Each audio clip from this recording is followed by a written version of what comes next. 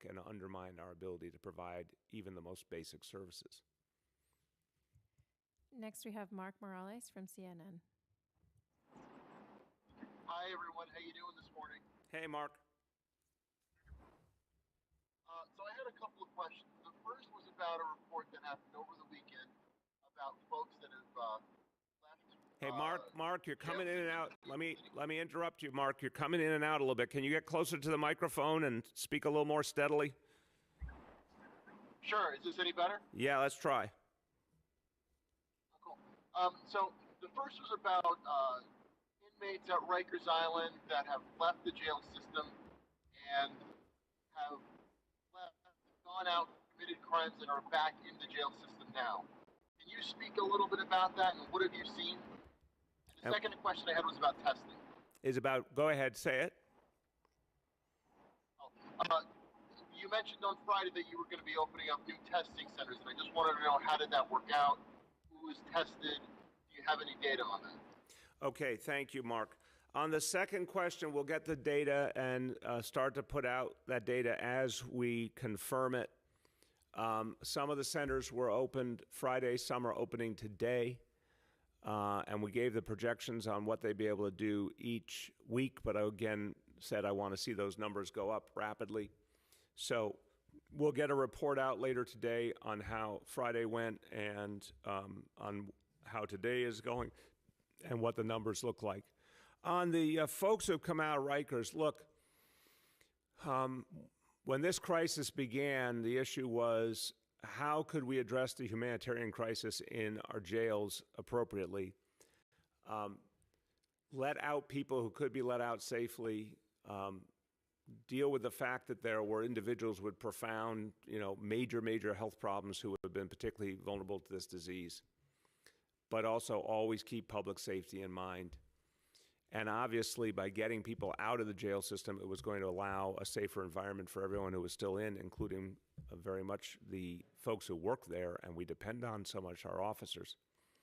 And that has proceeded to happen. About 1,400 people have been released, and that has certainly improved the overall situation in our jail system. But we said there would be, a rigorous monitoring effort as well, and that has been built up. We do see some recidivism. I don't have the exact numbers. We see some. I've not seen a huge amount, but any amount is obviously troubling. And I think it's unconscionable just on a human level that folks were shown mercy, and this is what some of them have done. But, it's a small number of people. We're going to keep, just buckling down on it, making sure there's close monitoring and supervision to the maximum extent possible. And the NYPD is going to keep doing what they're doing. They've obviously been driving down crime these last few months, and they're going to keep doing that. But if anyone commits the kind of crime, they have to be rearrested. Of course, they will be. If they have to be reincarcerated, they will be. But I think, against the backdrop of what was a real humanitarian crisis, it was the right approach. Now we're gonna deal with everything going forward. Next, we have Sydney from the Staten Island Advance. Hey, Mr. Mayor, good morning. I have two questions, if I may, about the medical personnel you announced yesterday and the 311 number. So first, can you explain what exactly the difference is between the 600 medical personnel and volunteers and 535 medical military staff? Are medical personnel more nurses and technicians, and are military medical staff specifically more like doctors and nurses? And why didn't you send any of the medical military staff to Staten Island hospitals? And my second question is, yesterday I tried out the 311 social distance enforcement number, and I received an error message saying the text service was unavailable. Your office was quick to fix the problem, and I resent the photo, and it seems to be working. I got a text message saying that a representative would be with me shortly, but I never heard back. Can you explain how exactly the text service is supposed to be working? Is someone supposed to get in touch with you after you send a text? And why was the text service not working, at least, yesterday? Yeah, there was an issue yesterday. It has been resolved. So the basic concept is this. If you call in, as I said the other day, on anything COVID related, particularly food, we want people to have instant ability to talk to a human being and register their need and get it acted on. On the calls related to violations of social distancing, that's also obviously urgent. We need people to be able to get that to a human being right away and then get it out to where it can be dispatched by NYPD. So I appreciate, again, I'll keep saying thank you to you and everyone in the media who's doing this quality control, because I think it helps us to keep monitoring. Obviously, the city does its own quality control, but anytime you find a gap in the system, that's helpful because we want to fix it. In terms of the calls, that's how it has been working and should work. And again, many, many additional personnel have been added in the last few days to beef it up. In terms of the photos, I know, I've spoken to Commissioner Shea about this, that the photos are being monitored constantly by the NYPD for action. In terms of whether there's a response back to the person who sends the photo, I don't know that, but we will get you an answer on that today. On the question of the military personnel and the volunteer medical personnel, so the military are a variety of specialists. They're doctors, nurses, respiratory therapists, dietitians, pharmacists. They're a whole range of specialists, primarily doctors and nurses.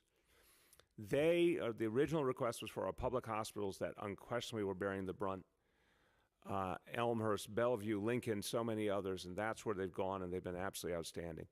The personnel coming in through the Medical Volunteer Corps, which is a city function created by our Department of Health, are folks who bring a wide variety of medical skills. They are being distributed out to independent hospitals that need help, and to including, obviously, thinking about hospitals on Staten Island, that any hospitals, whether they're part of a bigger system or they're independent, but the ones that need help the most, we have found, are the independents, and to nursing homes that need help. And that system, again, a wide variety of healthcare professionals, we're applying that wherever the need is greatest. But I think the simple point here is, which we've talked about before, Sydney, and I know you're advocating for Staten Island, I appreciate it. The hospitals that bore the brunt of this overwhelmingly were those public hospitals. That's where we sent the help from the military. Obviously, I'd like to see a lot more help come in, and then we could expand it more broadly. But we have been able to get that medical volunteer group, which is a lot of the same exact medical professionals in terms of training, out to a broader swath of the city and our healthcare institutions, our nursing homes. And we're going to keep making adjustments as the need is clear. I think that's the central point. And again, I appreciate the advocacy, but it's really going to come down to us as where are the gaps that we need to fill?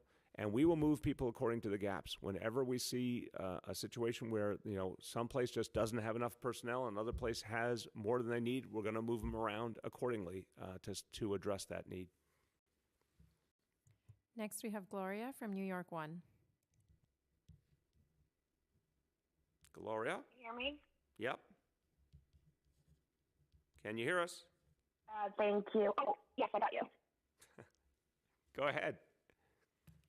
I wanted to follow up on a report that we got this weekend about 3 men who were discharged COVID-19 patients, and they were sent to the Hilton Garden Inn in order to isolate from their families. The 3 of them have passed away. I wanted to see if you had an update on that specific situation, and if there's anything you could tell us about why these men were discharged, and how is the city monitoring this, and what happened here?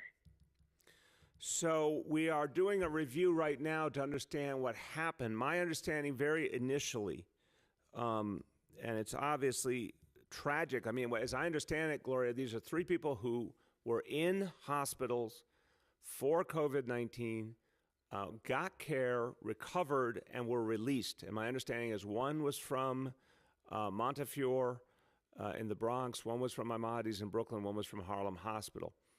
And then all 3 have passed away, and we're doing a full review right now to understand what happened. If they were all discharged and all from different hospitals, something doesn't make sense here. And why have they lost their lives? So we're doing a full review to understand that.